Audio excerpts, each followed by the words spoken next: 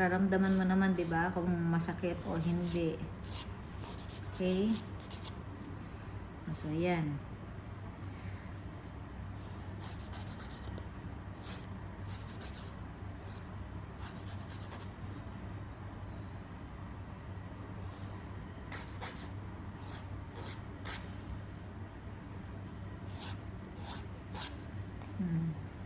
Tapos niya, pagka-cut or file, ang isusunod mo is, ang hawak niya is ganito. Di ba, scissor. Hold mo dito at ito ang preno.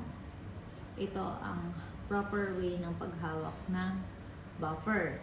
So, kapag tayo magbabuff,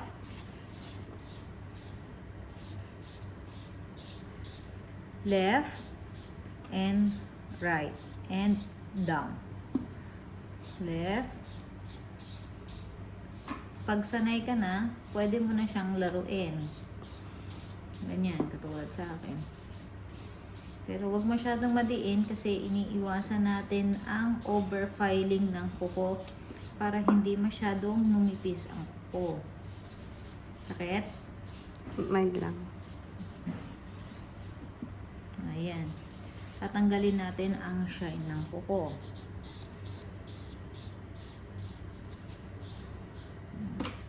Pagkatapos ng buff, tanggalin natin yung mga excess. Saka tayo gagamit ng cuticle remover, which is tatanggalin mo lang siya dito sa magpapataka lang yan sa cuticle. Huwag ako, kuya.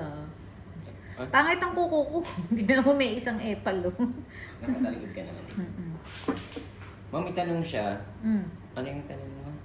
Alin? Yung sa procedure ng nails. Ayun sa nails, ilang procedure yun? Parang 3 ata, no? 2. Anong procedure? Hindi kasi di ba ang cosmetology kasi nanun niya.